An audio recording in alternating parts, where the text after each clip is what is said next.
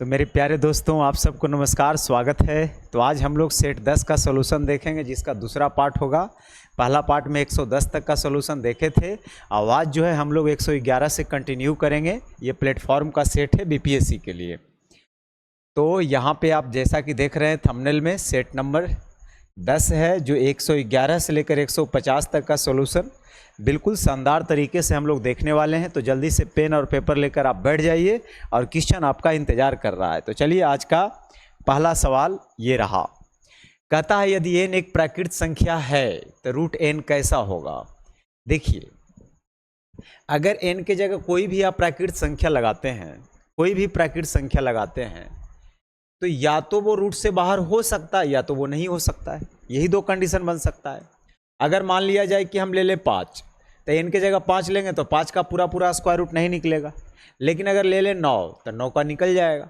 तो कहने का मतलब है कि कभी कभी तो प्राकृत देगा, लेकिन कभी कभी वो अपरिमेय हो जाएगा। हमेशा एक चीज़ नहीं होगा। तो हमेशा वाला चीज़ तो पहले नंबर खत्म होगा। करा हमेशा प्राकृत, गलत। हमेशा अपरिमेय, ये भी गलत। हाँ, कभी प्राकृत संख्या होगा और कभी अपरिमेय संख्या होगा। यानी आपका जो सही ऑप्शन होगा वो सी नंबर ऑप्शन होगा। ठीक है, आगे बढ़िए। इस सवाल को देखिए क्या कह रहा है। कह रहा है इसका बहुलक क्या है। बहुलक सबसे सिंपल वाली बात है। बहुलक निकालने के लिए देखते हैं कि बारंबारता किसकी ज़्यादा बार आया है, यानी कौन डेटा लिखा हुआ है जो ज़्यादा बार रिपीट हुआ है। तो अगर मैं ज़्यादा बार की बात करूं तो मुझे सबसे ज़्यादा इसमें दिखाई देने वाला 7 है। यानी इस डेटा का जो बारंबारता हो, बहुलक जो होगा वो 7 हो जाएगा। यानी ऑप्शन ई मारना होगा आपको। ठीक है, फिर करा इस समीकरण में n का वैल्यू क्या होगा। पूरा मत सोल्व करिए, खाली ध्यान में ये रखिए, इसको अगर सोल्व करिएगा तो इसको 3 से गुना, तो इसको भी 3 से गुना। ऐसा क्यों? क्योंकि ये नीचे 9 है तो इसको भी 9 बना देंगे। तो इस कंडीशन में हो जाएगा 3 और 2 मिलकर के 5 हो जाएगा। हाँ या नहीं? अगर ये 3 और 2 मिल के 5 हो जाएगा तो ये 5/9 होगा। अब बराबर होगा n+1 बाई n+5। आप बोलेंगे बिल्कुल सर, इसमें कोई दिक्कत वाली बात नहीं है। अगर ऐसा है तो हमें n का वैल्यू बाई ऑप्शन रखना चाहिए कि कौन सा ऑप्शन रखेंगे जिसमें इस इक्वेशन को सेटिस्फाइड करेगा। अगर मैं 0 रखूँगा तो नीचे 9 नहीं आएगा, 3 रखूँगा तब भी नीचे 9 नहीं आएगा, 8 रखूँगा तब भी नहीं आएगा। यानी आपको ऑप्शन ही मार देना है, सिंपल सी बात है। हाँ, 4 रखिएगा तो 4 5 9 और 4 1 5, यानी 5/9 आ जाएगा। तो इसमें ज़्यादा दिक्कत वाली कोई बात नहीं है। तो हमें बिल्कुल स्मार्ट तरीके से करना है। पूरा क्वेश्चन को सोल्व करने की ज़रूरत नहीं है, मुझे आंसर के हद तक पहुँचना है। ठीक है, अब आगे बढ़ते हैं। 3 किलोमीटर प्रति घंटे की चाल से चलने वाला एक व्यक्ति किसी वर्गाकार मैदान को विकर्णतः 5 मिनट में पार करता है। अगर वो वर्गाकार मैदान के विकर्णतः अगर चल रहा है तो इस बात को आप ध्यान से समझिए। मतलब यहाँ से चलना चालू किया और उसको यहाँ तक पहुँचना है। ठीक है, यानी ये वाला दूरी अगर निकल जाएगा तो काम हो जाएगा। और दूरी निकलने के लिए क्या चाहिए? स्पीड चाहिए और टाइम चाहिए, जबकि दोनों दे रखा है कि 3 की स्पीड से ये भाग रहा है। तो 3 किलोमीटर पर आवर की स्पीड से, इसका मतलब 1 घंटा में 3 किलोमीटर जाता है। और 1 घंटा में मिनट कितना होता है? 60। तो 60 मिनट में 3 किलोमीटर मतलब 3000 मीटर। तो क्या आप मुझे बता सकते हैं कि वो 5 मिनट में कितना जाएगा? अगर मैं 5 मिनट की बात करूं तो आप 60 से इसको डिवाइड करिएगा और 5 से मल्टीप्लाई करिएगा। तो 5 मिनट में पूछ रहा था, तो ये 5 मिनट में चल जाएगा 6 × 30, यानी 250 मीटर चला जाएगा। यानी विकर्ण की जो लंबाई यहाँ से आपने निकाल लिया वो 250 मीटर। अगर विकर्ण की लंबाई पता है तो करा इस मैदान का क्षेत्रफल क्या होगा। तो विकर्ण से आप चाहें तो भुजा निकाल लीजिए, फिर उसका क्षेत्रफल निकालिए। मैं कहता हूँ वो सब काम नहीं कीजिए। विकर्ण है तो विकर्ण से डायरेक्ट क्षेत्रफल निकालिए, है ना। तो वर्ग का जो क्षेत्रफल होता है 1/2 गुने विकर्ण का स्क्वायर, और विकर्ण 250 है तो 250 का स्क्वायर कर लीजिए, मतलब 2 बार। तो 2 से काटिएगा 125 बार में, यानी 1 0, 25 × 5 125, बाकी 12, 25 × 12 300 और 12 मिलकर 312, यानी 31,250। ये सवाल का जवाब है। It is very simple. आगे बढ़िए। करें यदि लंबवृत्तीय बेलन का वक्र पृष्ठ का क्षेत्रफल अगर 880 वर्ग cm है। अगर वक्र पृष्ठ का क्षेत्रफल 880 है मेरे दोस्त, और आधार का व्यास है 7, तो यहाँ से त्रिज्या निकाल लीजिएगा तो 7/2 आ जाएगा। हाँ या नहीं? आप बोलेंगे बिल्कुल। अगर त्रिज्या पता है और आपसे ऊंचाई पूछ रहा है तो आप कुछ मत करिए, जो दिया हुआ है उसका यूज करिए। दिया हुआ है वक्र पृष्ठ का क्षेत्रफल, और बेलन के वक्र पृष्ठ का क्षेत्रफल होता है 2πr/h। तो पाई के जगह 22/7 रखिए, r के जगह 7/2 रखिए। 2πr और h आपको निकालना है, और ये बराबर होगा 880 के। 7 से 7 कट जाएगा, 2 से 2 कट जाएगा, 22×4 88, यानी बहुत सिंपल सवाल है, यानी 40 cm। ये आपका सही जवाब है। बहुत सुंदर, आगे बढ़िए। कराए बताइए इस परिमेय संख्या का दशमलव प्रसार कैसा होगा। अगर नीचे 2 5 दिख जाए मेरे दोस्त तो हमेशा शांत मारना है, क्योंकि 2 5 अगर है तो मैं टर्मिनेट कर ही दूंगा पॉइंट के बाद, चाहे वो जितना डिजिट के बाद पॉइंट टर्मिनेट हो। और वैसे भी ये कट रहा था, केवल 1/25 लिखा हुआ है। 1/25 का मतलब आप सब जानते हैं 0.04 होता है।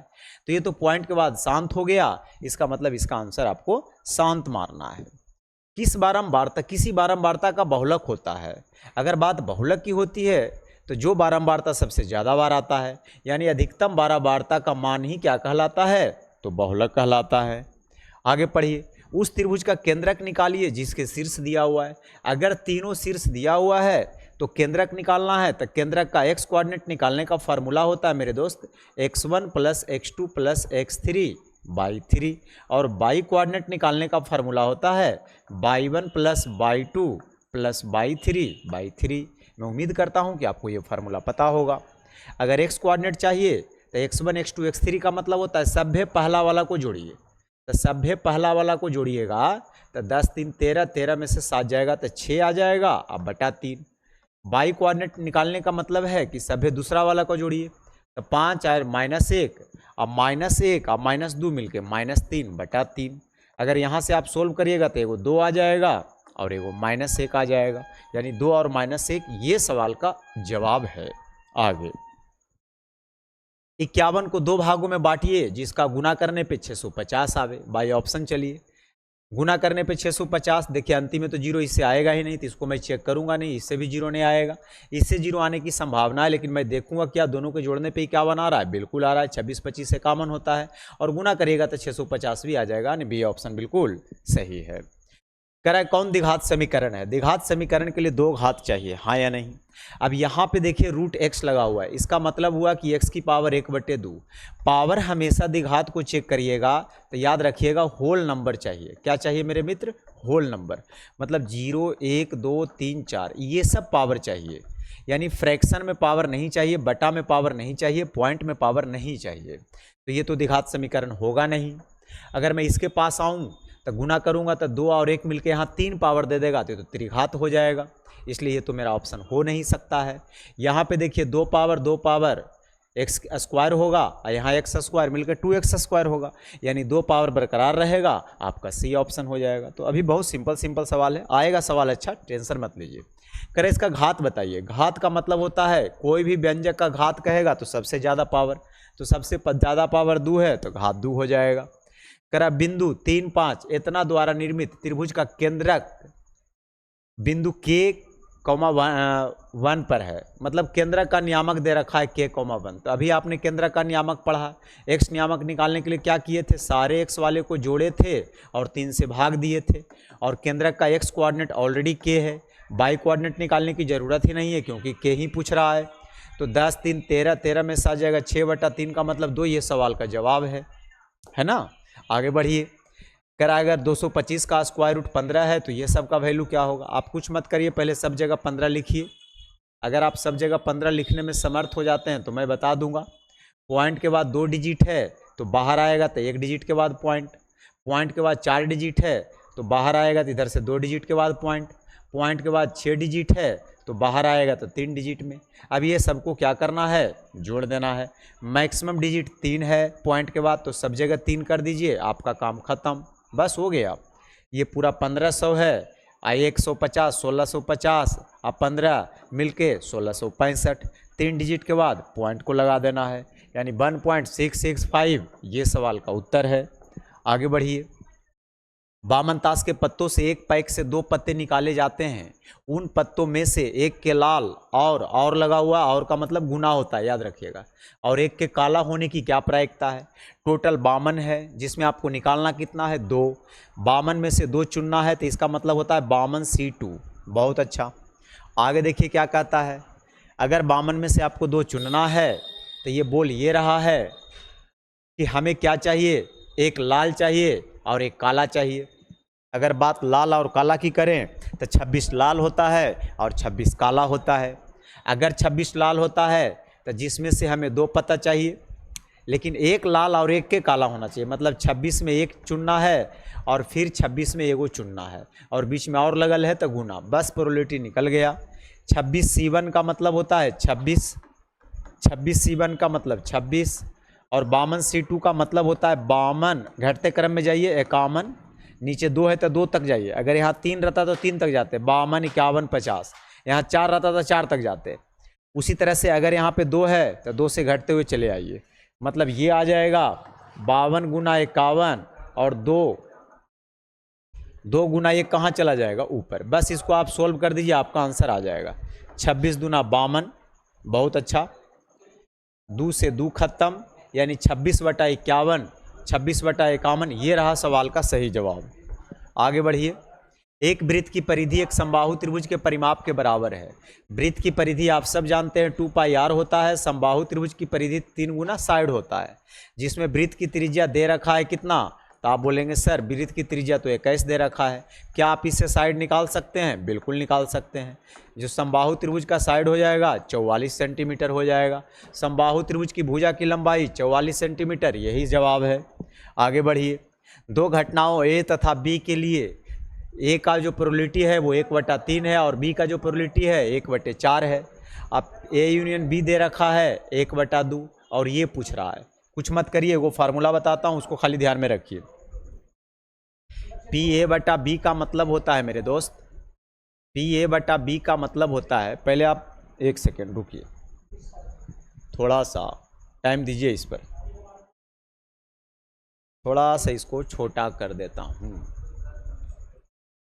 अब आप समझिएगा, अब आप बिल्कुल समझ लीजिएगा, इसमें कोई दिक्कत वाली बात नहीं है। अब आइए,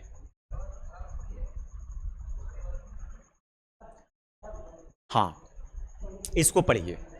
PA यूनियन B कितना दिया हुआ है, 1/2।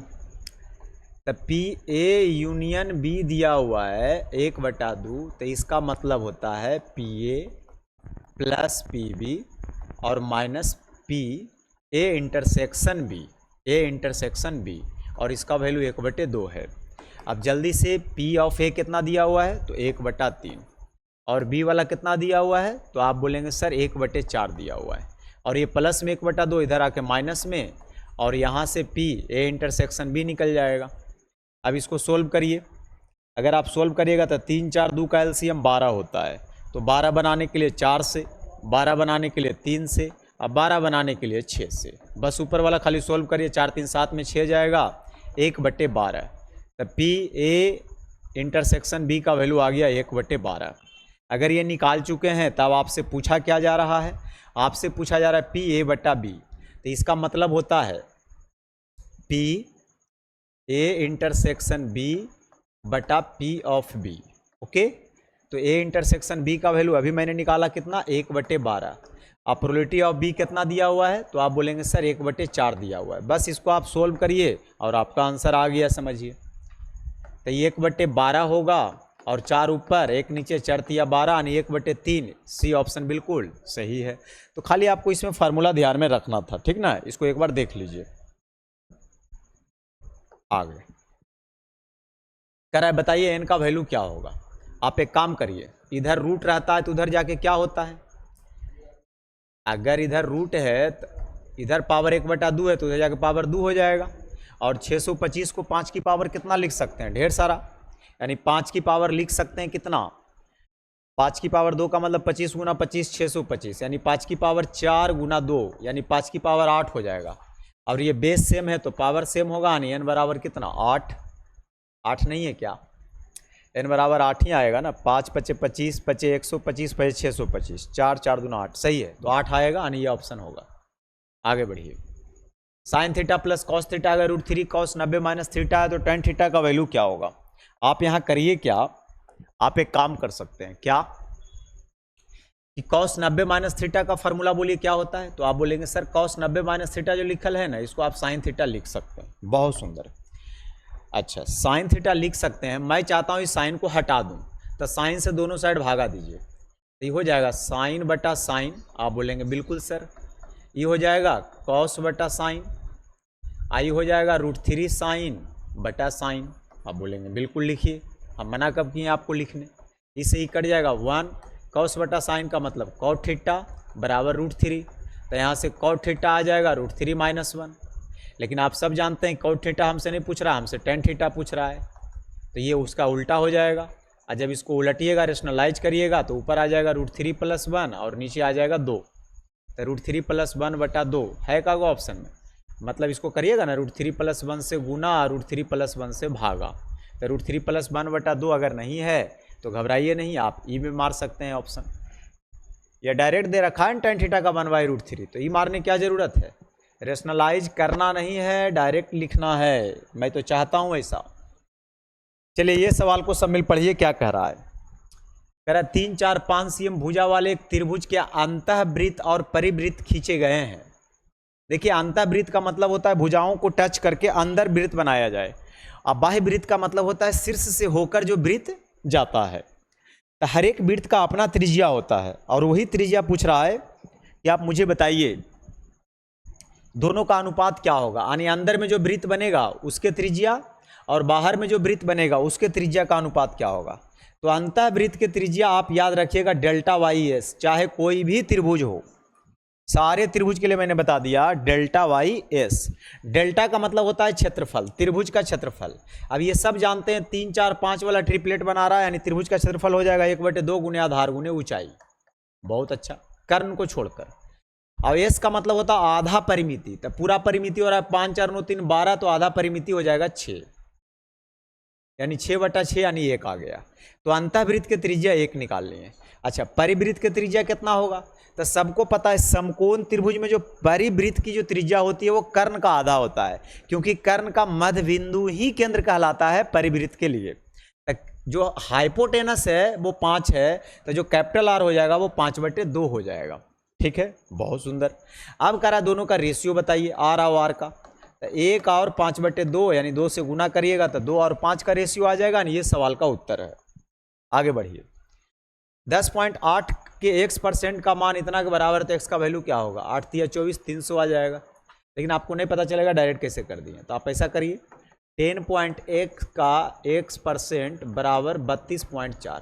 पहले पॉइंट को हटाइए, पॉइंट के बाद ई भी एक डिजिट खत्म, ये 3 बार में कट जाएगा। आप बोलेंगे बिल्कुल। परसेंट का मतलब बटा में 100 होता है, हाँ जी।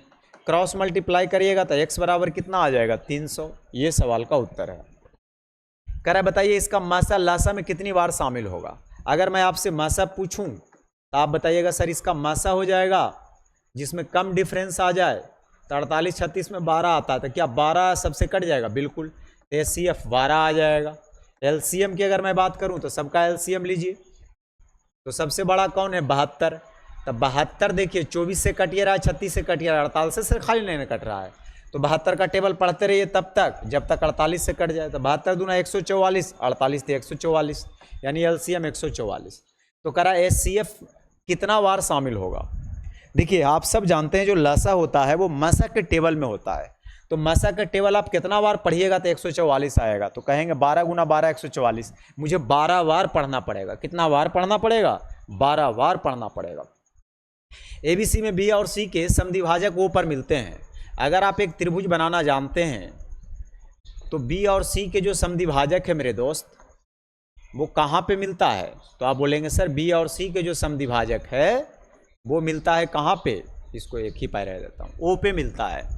और कहता है यदि BOC 142 डिग्री है तो हमसे पूछा जा रहा है ये क्या होगा। एक फार्मूला सब जानते हैं, अगर ये बाइसेक्ट करेगा तो जो एंगल BAC होगा वो 90 डिग्री प्लस एंगल AY2 होगा, लेकिन यही जब बाहर में रख करेगा ना, बाहर वाले एंगल का बाइसेक्ट, यहाँ माइनस हो जाएगा, याद रखिएगा सब बात। 142 डिग्री प्लस 90, इधर आके माइनस 90, इधर आप a/2 इससे आप निकाल सकते हैं, यानी 42 10 52 गुना 2 यानी 104। ये सवाल का जवाब है। बहुत सुंदर, आगे बढ़िए। 22 17 11 के 3 क्रमागत छूट बताइए क्या होगा। ऑप्शन देखता हूँ, करीब नहीं ना है। चलिए 50 है, 42 है और 25 है। सबसे मुश्किल है कि कोई जीरो है ही नहीं। तो आप करिए क्या, इस 22 को थोड़ा देर के लिए 20 समझ लीजिए, कम कर दीजिए, इसको बढ़ा करके इसको भी 20 से समझ लीजिए, और 11 को आप 10 समझ लीजिए। पहले इसका निकाल के देखिए, इसका तो निकाल सकते हैं। ये दोनों का इक्विवेलेंट डिस्काउंट बताइए, जानते हैं ना, अगर दोनों सेम है तो 2x माइनस एक्स स्क्वायर बटे 100, तो 20 20 40, 40 में से 4 जाएगा, और इसका इक्विवेलेंट 36%। फिर 36 और 10 का निकाल लीजिए, तो 36 प्लस 10 माइनस 36 गुना 10 बटा 100, यानी यहाँ 46 में कुछ घटेगा, तो 46 से कम वाला देखिए ये ऑप्शन है, तो आपको 42 मारना है। क्योंकि ऐसे अगर एग्जैक्ट सॉल्यूशन करिएगा तो टाइम लगेगा, तो इस तरह से आप करके निकल सकते हैं। इस सवाल को पढ़िए। करा एक सीढ़ी दीवार के सहारे झुकी हुई है। अगर एक सीढ़ी, ये दीवार है, और अगर ये सीढ़ी झुकी हुई है तो इस तरह से सीढ़ी झुकी हुई है, भूमि के साथ थीटा डिग्री का एंगल बनाता है, और कॉस थीटा 5/13 है। कॉस थीटा होता है b/h, तो थीटा के सामने p यानी b हो जाएगा 5, h हो जाएगा 13, तो ये सबको पता है ये 12 हो जाएगा। तो हमसे पूछ रहा है, यदि दीवार से सीढ़ी के शीर्ष की ऊंचाई 18 मीटर है, सीढ़ी के शीर्ष की ऊंचाई मतलब जमीन से ना, यदि दीवार से सीढ़ी के शीर्ष की ऊंचाई 18 मीटर है, तो दीवार से सीढ़ी के आधार की दूरी क्या होगा। अच्छा, ये 18 दे रखा है, कोई बात नहीं, इसको आप x मान लीजिए। अगर इसको आप x मान रहे हैं तो ये जो हाइट दे रखा है वो 18 दे रखा है, तो 12x बराबर 18 है, तो यहाँ से x का वैल्यू निकाल सकते हैं। 12 जोड़े 18 यानी 1.5, ठीक है। अब पूछ रहा है दीवार से सीढ़ी के आधार की दूरी यानी 5x, तब 5 गुना x के जगह 1.5 रखिएगा तो 7.5 आ जाएगा। ये सवाल का उत्तर है। देखिए ये 12 13 5 फिक्स नहीं था, ये रेशियो में था, मेरी बात को समझ रहे हैं। और यहाँ पे जो ये वैल्यू है फिक्स है, तो ये 18 मीटर है, तो आपको इसको 18 बनाना ही पड़ेगा। अगर इसको 18 बनाइएगा तो 1.5 से गुना करिएगा, तो सबको 1.5 से करना पड़ेगा। तो इस तरह से मैंने सोल्व इसको किया। इसको पढ़िए। एक डिब्बे में 100 पेंच है, जिसमें से 10 दोषपूर्ण है, माने खराब है, 10 वो खराब है 100 में, तो सही कै गो है। तो आप बोलेंगे सर सही मात्र 90 बचा। इनमें से 3 पेज को चुनना है, अच्छी बात है। तो 100 में से 3 पेज चुनना है, तो 100 C3 नीचे लिखना पड़ेगा, अच्छी बात है। 3 पेजों के दोष रहित होने की प्रायिकता मतलब सही होने की प्रायिकता, तब 90 में ही ना 3 कोई सही चुन पाइएगा, पूरा नीचे और जो सही वाला है वो ऊपर। बस इसको सोल्व कर दीजिए। 90 C3 का मतलब हुआ 90 गुना 89 गुना 88 घटते हुए क्रम में जाना है, और 3 का मतलब 3 2 1। फिर यहाँ देखिए 100 C3 का मतलब हुआ 100 गुना 99 गुना 98 और बटा 3 2 1। तो ये 3 2 1 से 3 2 1 तो वैसे भी कट जाना है, तो मैं तो इसको छोड़ भी सकता था। अब इसको सोल्व करिएगा तो मेरे ख्याल से बहुत खराब आंसर आएगा ना, परसेंट में दे रहा है। अच्छा, कट का रहा है ये, इसको अगर मैं काटने जाऊंगा तो बड़ा मुश्किल खड़ा कर देगा। ठीक है, ये 90 89 88, तो ये तो खैर काट सकता है, तो उसको इससे क्या होगा जी, 90 89 88 बटा 100 99 98। अब परसेंट में बोलाना है तो 100% से गुना, तो 100 से 100 तो आप काट ही लीजिएगा बिल्कुल।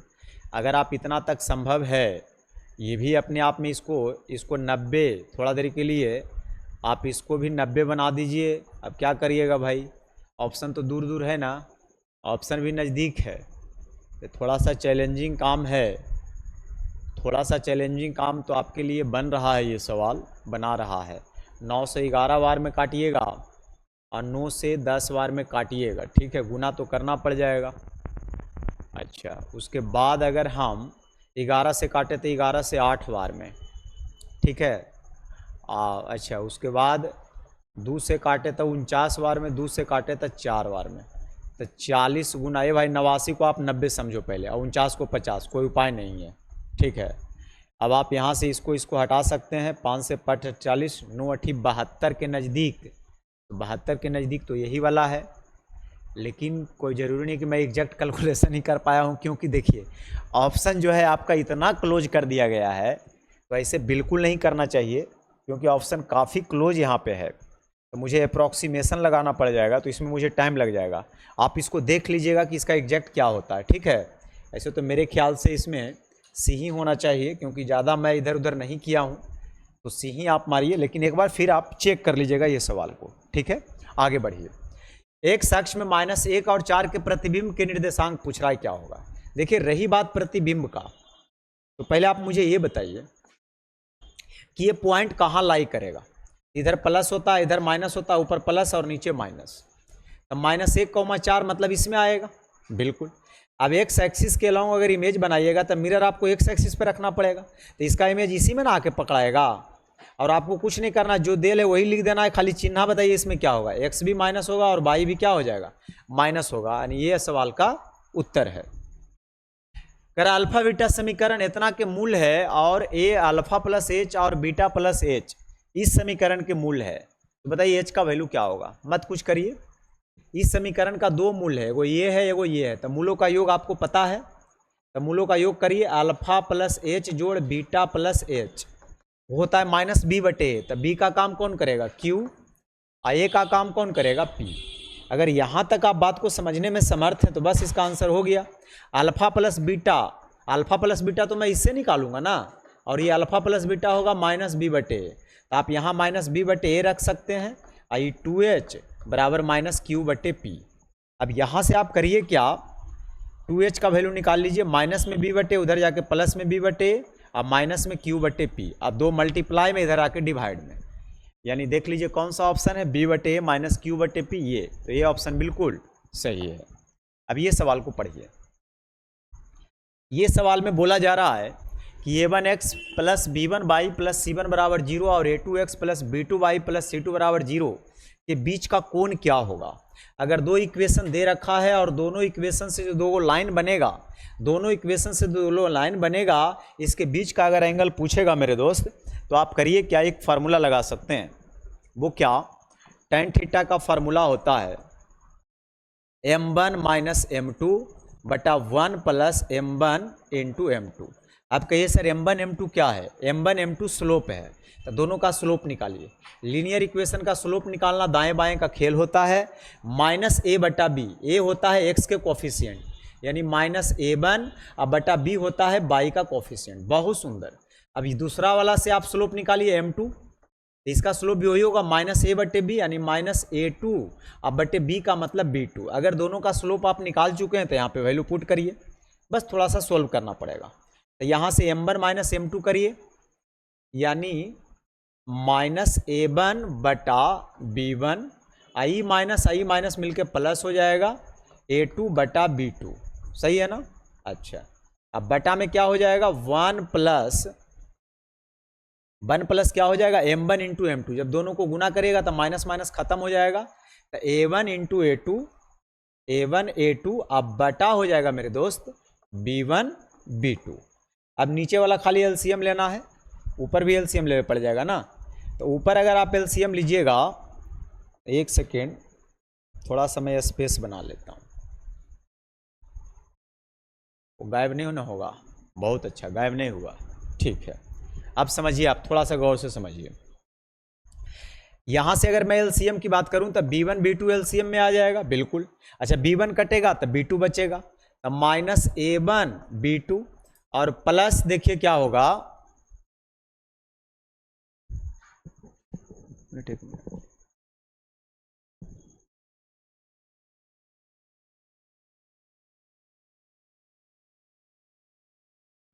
138 नंबर सवाल है, लिखा है रेखाओं a1x plus b1y plus c1 बराबर 0 और a2x plus b2y plus c2 बराबर 0 के बीच का कोण क्या होगा। तो ये बहुत सिंपल सी बात है, एक बार पहले इस चीज़ को समझ लीजिए, फिर जब आप समझ लीजिएगा तो बहुत मज़ा आपको आएगा।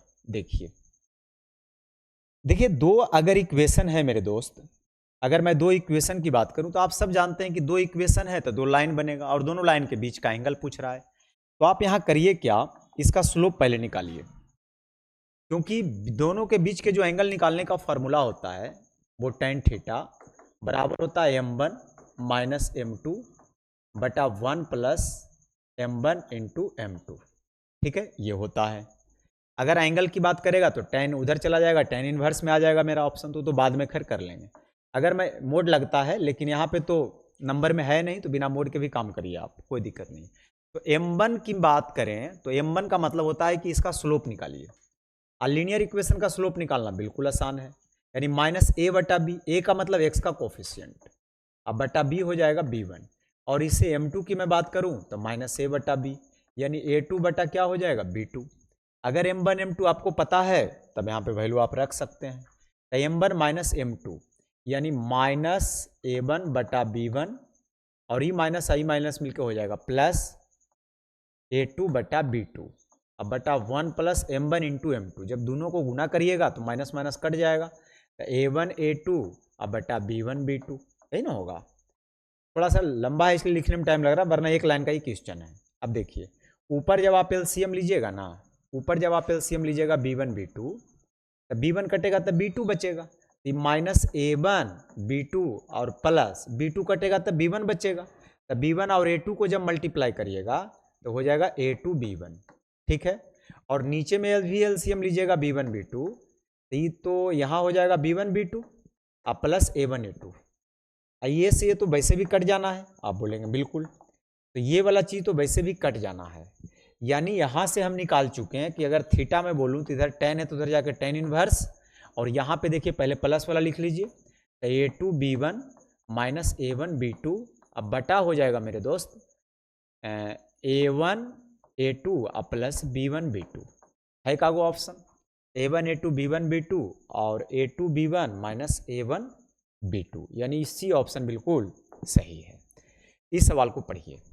देखिए लैडर वाले जो प्रश्न होता है ना, थोड़ा सा टाइम ले लेता है, लेकिन मैं आपको एक कॉन्सेप्ट बताता हूँ, उसके माध्यम से आप इसको कर लेंगे। ठीक है, अगर एक वाला है तो मैं बता रहा हूँ, अगर यहाँ पे चेंज रहेगा, मान लो 2 3 8 ये सब रहेगा, उसको भी बताऊंगा, लेकिन फिलहाल मैं एक वाला आपको बता रहा हूँ। आप करिए क्या, नीचे जो लिखा हुआ देखिए, ये एक बटा है, ठीक है, यहाँ पर तो प्लस है नहीं, तो मेरा जो कैलकुलेशन जाएगा इसको छोड़कर यहाँ तक ही केवल मैं कैलकुलेशन कर सकता हूँ, और जो भी आंसर आएगा वो एक बटा के फॉर्म में आएगा, याद रखिएगा। तो इसको करने के लिए तरीका क्या होता है, आप सब जानते हैं, नीचे से तोड़ते हैं, x गुना 1 x प्लस 1, फिर x ऊपर जाएगा, फिर एलसीएम, नीचे से तोड़ते तोड़ते ऊपर जाते हैं, लेकिन इसमें टाइम लग जाता है। तो टाइम को बचाने के लिए हम लोग कर क्या सकते हैं कि जो लास्ट में 1/x लिखा हुआ है आप ऐसे करके लिखिए, 1 और x लिखिए। अच्छा, प्लस कितना बार लिखा हुआ है, तो आप बोलेंगे सर 3 बार प्लस लिखा हुआ है, तो आप 3 को डैश लगा दीजिए। ओके, उसके बाद अगर प्लस है तो सबको प्लस करते जाना है, और अगर माइनस रहेगा तो सबको माइनस करते जाना है, तो यहाँ पे आपको प्लस करते हुए जाना है। तो प्लस करिए इधर से इधर वाला में, x प्लस 1 का मतलब हो जाएगा x प्लस 1, फिर ये दोनों को प्लस करिए, ये हो जाएगा 2x प्लस 1, फिर ये दोनों को प्लस करिए तो 2 और 1 कितना हो जाएगा 3x प्लस 2, बस काम खत्म। यानी एक बटा ये जो ओवरऑल इसका सोल्यूशन आ जाएगा, ये जो आ जाएगा इसका सोल्यूशन आपको याद रखना है, ये आ जाएगा कितना 3x plus 2 by 2x plus 1। Last वाला को पहले लिखिएगा, आप फर्स्ट वाले को, उसके पहले वाले को नीचे लिखिएगा, और ये 5/8 के बराबर है, तो नीचे वाला ऊपर चला जाएगा, तो 2x प्लस 1 बाई हो जाएगा 3x प्लस 2 बराबर 5/8। सोल्व करिए, 8 दूना 16x, 5 या 15x, घट के आ जाएगा x, इधर से 8 और उधर से 10, घट के आ जाएगा 2, यानी x बराबर 2, ये सवाल का जवाब है। बहुत सुंदर। एक कागज एक आयताकार एबीसीडी के आकार में है, अगर ये एबीसीडी के आकार में है तो एक बात आप मुझे ये बताइए, ये एबीसीडी के आकार में बोल रहा है, एक सेकेंड, हाँ ठीक है, करा एक आयताकार कागज है। अब गौर करिएगा, तो मैं क्या करता हूँ, एक आयताकार कागज़ बना के आपको बता देता हूँ ताकि आप ज़्यादा समझ सकें। ये आयताकार कागज़ है, मान लेता हूँ ये ए है, ये बी है, ये सी है और ये डी है। उसमें ए बी 22 है, ए बी 22 सीएम हो गया और बी सी 14 सीएम, तो बी सी 14 सीएम हो गया। यदि उस कागज से बी सी व्यास वाला एक अर्धवृत्ताकार भाग अलग कर दिया जाए, मतलब यहाँ से अर्धवृत्ताकार भाग को बोल रहा है अलग कर दिया जाए, ऐसा करने से कागज के शेष भाग का क्षेत्रफल क्या होगा? ऐसा करने से जो शेष वाला पार्ट बच रहा है, ये सब का आपसे क्या पूछा जा रहा है? एरिया पूछा जा रहा है कि क्या होगा। तो सिंपल सी बात है, पूरे आयत के क्षेत्रफल में ये आधा वृत्त का क्षेत्रफल को क्या कर लीजिए, माइनस। अब आयत का क्षेत्रफल होता क्या है? तो आप बोलेंगे सर आयत का क्षेत्रफल तो हम सब जानते हैं लंबाई गुने चौड़ाई होता है, माइनस आधा वृत्त का क्षेत्रफल आधा पाई आर स्क्वायर। अब आर स्क्वायर की मैं बात करूं तो अगर व्यास 14 है तो इसे रेडियस आप 7 निकाल सकते हैं और 7 को आप 2 बार लिख सकते हैं। अब एक बात बताइए, यहाँ से ही 7 से 7 कट जाएगा, आप बोलेंगे हाँ सर। 2 से 11 बार में कट जाएगा। मैं 11 गुना 7 कॉमन ले लेता हूँ, 11 गुना 7 कॉमन लूँगा तो 11 से भागा दूंगा 2 बार में, 7 से भागा दूंगा 2 बार में, ठीक है। और माइनस 11 7 कॉमन लेने का मतलब 1, तो 2 दूना 4 में से गया 3, तो 7 या 21 ग्रह 231, यानी ये सवाल का जवाब है। ये सवाल को पढ़िए, कह रहा है साइन एन, साइन ए अगर m बटा एन है तो इसका वैल्यू क्या होगा? साइन थीटा आप सब जानते हैं पी बाई एच होता है, तो क्या आप इससे b निकाल सकते हैं? b का मतलब होता है हाइपोटेनस का स्क्वायर अब माइनस परपेंडिकुलर का स्क्वायर। पी भी पता है तो सब कुछ पता है, तो पूछ रहा है बताइए इसका वैल्यू क्या होगा? Root N square minus M square को लिख दीजिए, और टेन थीटा का मतलब होता है पी बाई बी, तो पी हो जाएगा एम और बी हो जाएगा जो कि अभी हमने निकाला है N square minus M square, I cut जाएगा, यानी एम ये सवाल का उत्तर है। अब अगले सवाल को देखते हैं, कहता बताइए इसका वैल्यू क्या होगा? सबसे पहले आप इसको साइन कॉस में तोड़ दीजिए, तो टेन को लिख सकते हैं साइन थीटा बटे कॉस थीटा, और कॉट को क्या लिख सकते हैं? कॉस थीटा बटे साइन थीटा। बस इसी को केवल मैं तोड़ रहा हूँ, बाद में स्क्वायर करूँगा। ऊपर से एलसीएम बोलिए तो आप बोलेंगे कॉस थीटा, ये हो जाएगा cos theta minus sine theta. नीचे एलसीएम जल्दी से बोल दीजिए, साइन थीटा, ये क्या हो जाएगा? Sine theta minus cos theta. अगर हम ऊपर माइनस कॉमन ले लें तो ये हो जाएगा sine theta minus cos theta, अब बटा कॉस थीटा, और ये नीचे वाला साइन ऊपर चला जाएगा और ये साइन माइनस कॉस नीचे आ जाएगा। अब आप अगर गौर से देखेंगे ना, आपको एक चीज़ दिखाई देगा कि ये तो कट ही जाएगा, और साइन बटा कॉस का मतलब क्या हो जाएगा? टेन, यानी माइनस में आ गया टेन थीटा। अगर इसका वैल्यू आपने माइनस में टेन निकाल दिया तो माइनस का स्क्वायर तो प्लस होता है, यानी टेन स्क्वायर थीटा प्लस 1, और 1 प्लस टेन स्क्वायर थीटा सबको पता है क्या होता है? Sec square theta. देखिए छोटा प्रॉब्लम था इसीलिए मैंने वैल्यू नहीं पुट किया, अदरवाइज मेरे पास बहुत सारे तरीका है। मैं यहाँ पे 135 डिग्री रख सकता था, 135 डिग्री से आपको बता सकता था। मैं चाहता तो 3 4 5 ट्रिपलेट से भी यहाँ पे रख के सोल्व कर सकता था, अगर ज़्यादा टाइम लग रहा था तब। अगर यहाँ पे अगर दिक्कत हुआ है तो आप वो काम इसमें कर सकते हैं, ठीक है। अब ये सवाल को पढ़िए क्या कहता है। कौन सा इसमें पेन लूँ? चलिए रेड ले लेता हूँ। हाँ, 6 बराबर वृत्त जिनकी त्रिज्या आर है, सबका त्रिज्या आर है, यानी सब बराबर बराबर है, घबराने वाली कोई बात नहीं है। एक बड़े वृत्त से परिगत है, यानी बड़ा वाला वृत्त इस सबको टच करके बाहर में खींचा गया है। सभी छोटे वृत्त एक दूसरे को टच करता है, तो बड़े वृत्त का परिमाप बताइए क्या होगा? तो बड़े वृत्त का परिमाप यानी 2 पाई आर। केवल मुझे रेडियस का कंसिडर करना है, रेडियस क्या होगा, यानी रेडियस निकलेगा उसी समय मेरा क्या हो जाएगा? आंसर हो जाएगा, है ना, क्योंकि पाई में भी ऑप्शन है और आर में भी ऑप्शन है। तो पाई आर को तो सोल्व, मतलब पाई को सोल्व नहीं करना, खाली रेडियस निकालना है। तो ये कैपिटल आर निकलेगा कैसे? आप एक बात बताइए, अगर मैं आपसे बोलूं कि सबका रेडियस समान है, ये केंद्र है, ये सबका केंद्र है, अगर यहाँ से हम मिला दें तो ये आर आई पूरा 2r आएगो ई आर, समझ रहे हैं कितना हो जाएगा? फिर से समझिए, मैंने क्या बोला? मैंने बोला कि ये सर्कल का रेडियस यहाँ से लेकर यहाँ तक आर होगा, यहाँ से लेकर यहाँ तक स्मॉल आर होगा, बिल्कुल। अच्छा, ये पूरा यहाँ से लेकर यहाँ तक 2r होगा, आप बोलेंगे बिल्कुल। अब फिर यहाँ से लेकर यहाँ तक 1r होगा, तो पूरा को जोड़ दीजिएगा तो 2 1 3 1 4r हो जाएगा। तो ये 4r होगा तो ये भी 4r होगा, मिलाइएगा तो, क्योंकि 2r r यानी ये भी 4r होगा। आप अगर यहाँ से देख लें तो ये भी 4r बना रहा है, ये भी 4r बना रहा है और ये भी 4r बना रहा है। मतलब ये एक अंदर में समबाहु त्रिभुज बना रहा है। तो समबाहु त्रिभुज बना रहा है तो जल्दी से आप करिए क्या, समबाहु त्रिभुज की हाइट निकाल लीजिए, फिर मैं बताऊंगा।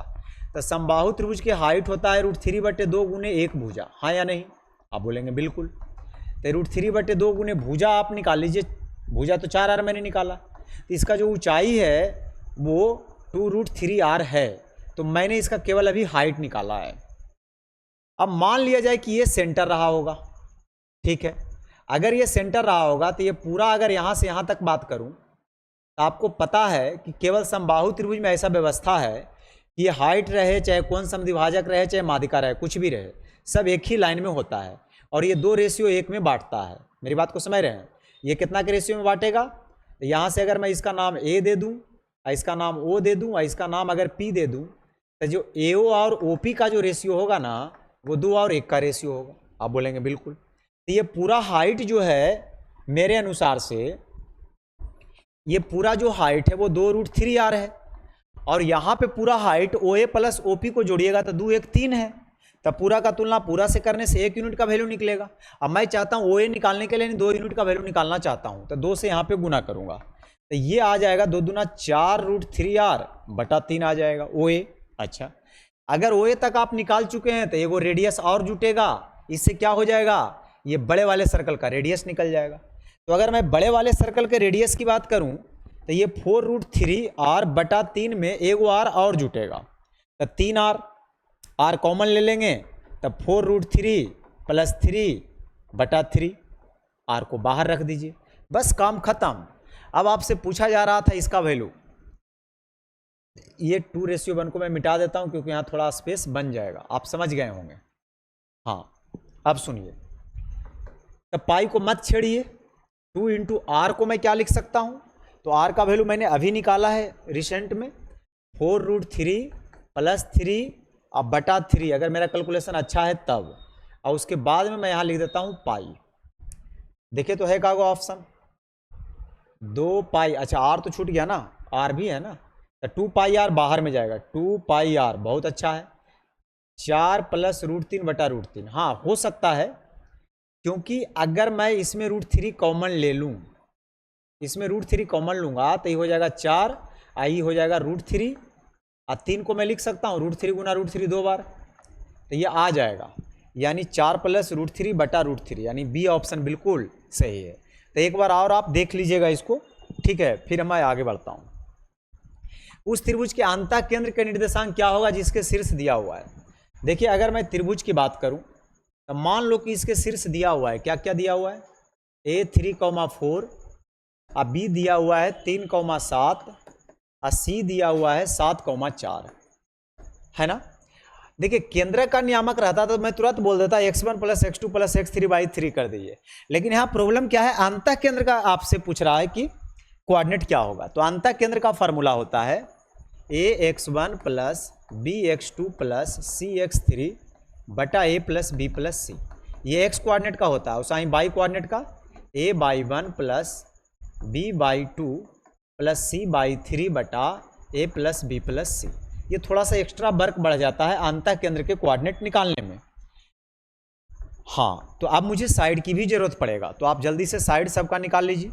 तो ये इसको a समझ लीजिए, b के सामने इसको b समझ लीजिए, इसको c समझ लीजिए। तो ये कैसे निकालिएगा, डिस्टेंस फार्मूला से, 7 में 3 गया 4, 4 का स्क्वायर 16, और फिर 7 में से 4 गया 3, 3 का स्क्वायर 9, 16 9 25 का, ये 5 हो जाएगा।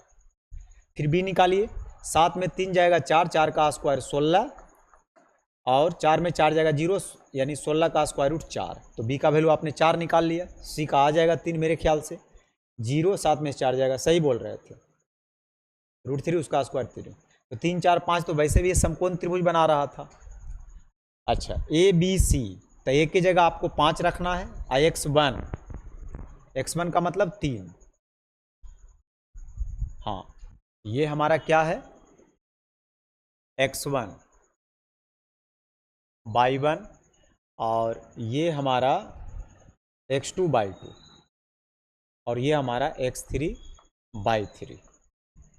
अब आप करिए क्या, 5 × x1, तो x1 की जगह आपको 3 रखना है, फिर b के जगह आपको कितना रखना है 4, x2 के जगह आपको 3 रखना है, फिर c के जगह आपको कितना रखना है, c के जगह 3 और x3 के जगह आपको कितना रखना है 7। अब बटा a + b + c, तो 4 3 7 5 12 है ना। y कोऑर्डिनेट आप कर लीजिएगा, मैं x कर देता हूँ।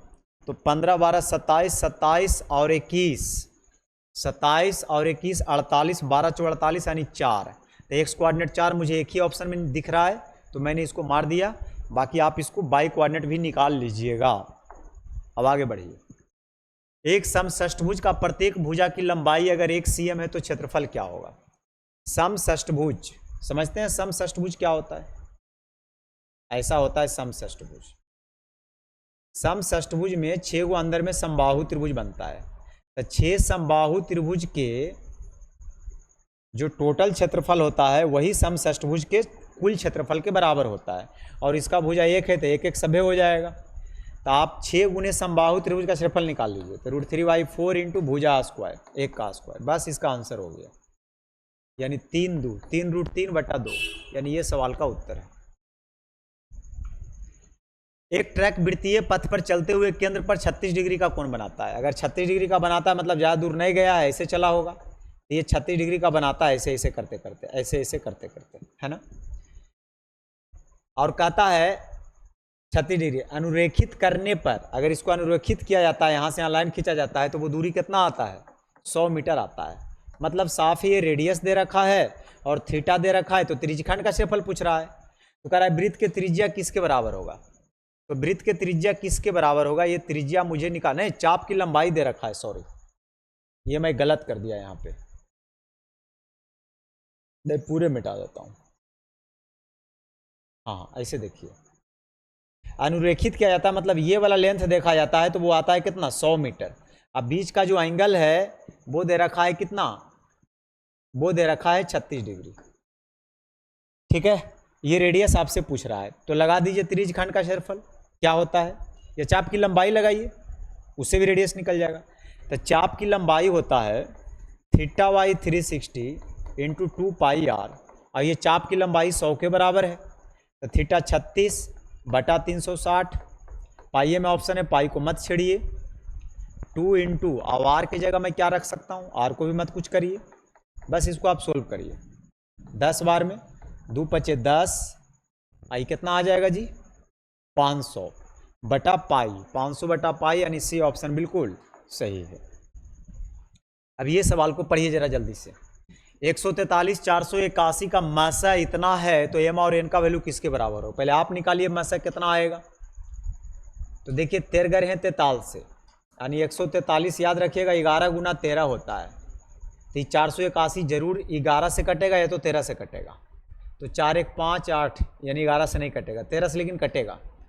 तो ये आपने 143 को लिख लिया 11 × 13, और 481 को 13 से लगाइए, 13 39, 9 63 91, यानी 37 × 13। अगर मैं SCF की बात करूं तो दोनों में कॉमन कौन है 13, तो 13 आ जाएगा SCF। अब 13 SCF आएगा, इसका मतलब हुआ कि एम और एन का वैल्यू आपको रखना है और जो 13 के बराबर आ जाए। कौन सा ऑप्शन रखिएगा भाई, ऑप्शन देखिए दोनों प्लस में रखिएगा एम और एन का, तो कभी भी 13 नहीं आएगा, क्योंकि ऑलरेडी ये ज़्यादा है, तो प्लस वाला को तो मैं टच करूंगा ही नहीं, क्योंकि प्लस वाला करेंगे तो 13 कैसे आएगा, जुट करके नहीं ना आएगा। हाँ -10 को मैं चेक कर सकता हूँ, तो अगर यहाँ -10 रखेंगे तो -1430, और 3 रखिएगा तो 3 और 48 या 144, क्या 13 आ जाएगा, बिल्कुल आ जाएगा, बिल्कुल 13 आ जाएगा, यानी ये ऑप्शन बिल्कुल सही है, यानी ये ऑप्शन बिल्कुल सही है। 148 करा समीकरण, ये जो दोनों समीकरण दिख रहा है क्यूबिक पॉलिनोमियल, 2 उभयनिष्ठ मूल है। आप सब जानते हैं कि 3 घात होने के कारण इसका 3 आंसर x का आएगा, इसका भी 3 आंसर आएगा, लेकिन 2 आंसर जो है दोनों में कॉमन है। मतलब अगर x बराबर 1 आ रहा है तो इसमें भी x बराबर 1 आएगा, 2 आ रहा है तो इसमें भी 2 आएगा, अगर इसमें 3 आ रहा है तो उसमें कोई दूसरा आ सकता है। लेकिन x का जो 2 गो आंसर है ना, दोनों में कॉमन दिखा रहा है। तो इसमें सबसे बढ़िया उपाय है कि आप ऑप्शन से चलिए, अदरवाइज आप सोल्व करने जाइएगा तो सोल्व करते रह जाइएगा, टाइम खा जाएगा। तो बाई ऑप्शन चलिए। देखिए जीरो वाला तो हो नहीं सकता है, क्योंकि x बराबर जीरो रखिएगा तो सेटिस्फाइड नहीं करेगा, तो मैं जीरो वाला पहले ही निकाल के फेंक दिया। अच्छा, अगर मैं पहला ऑप्शन चेक करूँ -1 रखूँ, तो -1 रखेंगे तो -1 का क्यूब -1 गुना 2 यानी -2, -1 का स्क्वायर 1 यानी 5, यानी यहाँ आ जाएगा 6 और 9। क्या ये जीरो आएगा? तो 6 5 11 और 9 2 11, बिल्कुल जीरो आएगा। अच्छा, -1 इसमें रखने पे आ जाएगा, तो इसमें अगर आप रखिएगा तब -1 का क्यूब -1 यानी -3 और ये 7 और ये 11 और ये -15, 11 से 18 15 बिल्कुल आ रहा है, -1 पर आ रहा है। अब -3 पे एक अगर चेक हो जाएगा ना तो फिर छोड़ दूंगा। अब -1 पर आ ही रहा है तो फिर आगे मैं क्यों बढ़ूँ, ये ऑप्शन मार के निकल जाता हूँ, -3 पर भी आ जाएगा। 149 नंबर सवाल को पढ़िए। कह रहा आंकड़ों का बहुलक बताइए क्या होगा। बहुलक निकालने के लिए सबसे बड़ी बारंबारता पहले सर्च करना पड़ेगा। ये रहा सबसे बड़ी बारंबारता जो डब्बा में छुपा हुआ है ना। इसको आप F0 कह सकते हैं, FM कह सकते हैं, तो मैं इसको F0 कहता हूँ। इसके पहले वाले को मैं F1 नाम देता हूँ, आप अलग अलग नामों से जानते हैं, ठीक है, लेकिन मैं जो देता हूँ वो मैं बताता हूँ। और इसके आगे वाले को मैं F2 कहता हूँ। और ये हो गया आपका बहुलक वर्ग, यानी L की बात करेगा तो L हो जाएगा 55, और अगर H की बात करेगा मतलब हाइट, वर्ग अंतराल की लंबाई, तो 65 में 55 घटाइए, 5 में 5 जाएगा 0 यानी 10। ठीक है, अब फार्मूला लगाइए, आंसर आएगा। केवल फार्मूला जानने के लिए आपसे ये सवाल पूछा जाता है, और ये सवाल में ऐसे कोई जान है नहीं, ठीक है, केवल वो जानना चाहता है कि आप फार्मूला जानते हैं कि आप भुला गए हैं, इसीलिए ऐसा पूछता है आपसे। अब आप करिए क्या, बहुलक निकालने का फार्मूला होता है, क्या होता है जी, L प्लस F0 और -F1 बटे 2F0 -F1 -F2 into H। ये आपको पूरा याद रखना है। तो L मतलब लोअर लिमिट कितना, तो लोअर लिमिट आपका अभी मैंने निकाला था कितना 15, ये 15 के पास कैसे आ गया, ये तो गलत हो गया, मैं बेकार इसको, अभी क्या था, हाँ सबसे बड़ा कौन था जी, F0 था, 30 था ना सबसे बड़ा, तो मैं छोटा ही बेकार कर दिया, हटाइए।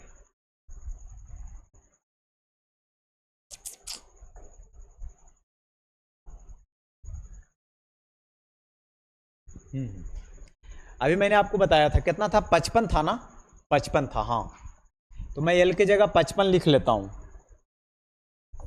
और F0 कितना था जी, अगर मैं F0 की बात करूं, इसमें मैं इधर कर लेता हूं थोड़ा सा, सबसे बड़ा ये था, सबसे बड़ा ये था, सबसे बड़ा 30 था, तो 30 था, तो F1 जो है 25 है और F2 20 है, याद रखिएगा, F1 25 है और F2 20 है, तो मैं F1 की जगह 25 लिखूंगा और F2 की जगह 20 लिखूंगा, ठीक है, हाँ।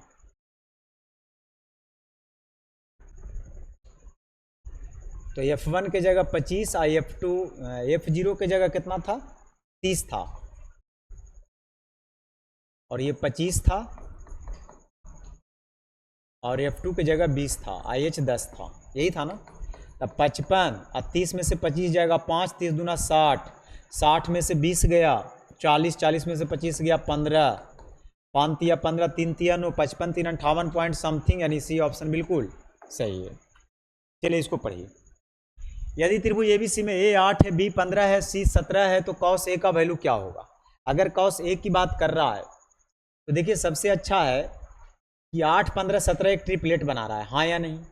इत्तिफाक से क्या है कि 8 15 17 एक ट्रिपलेट बना रहा है, अगर नहीं बनाता तो cos A का फार्मूला होता है, जानते हैं क्या होता है, B² plus C² minus A² बटे 2BC, जहाँ ABC साइड की लंबाई है, तो इससे आप निकालते। लेकिन जब ये राइट एंगल ट्रायंगल है ही है तो उतना करने की जरूरत बिल्कुल नहीं है।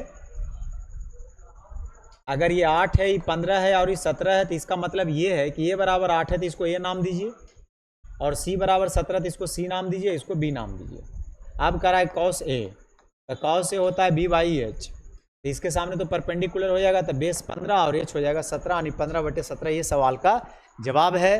तो मेरे दोस्त आज के लिए इतना ही, मिलते हैं अगले लेक्चर में, यानी सेट 11 से हम लोग जो है क्या करने वाले हैं, सॉल्यूशन करने वाले हैं। तो आप सबको बहुत बहुत धन्यवाद। चैनल पर नए हैं जरूर सब्सक्राइब करके रखिए और दोस्तों के साथ भी शेयर करिए। वीडियो को लाइक करते हुए जाइए और कमेंट में बताइए कि आपका कैसा लगा वीडियो। फिर मिलते हैं आगे।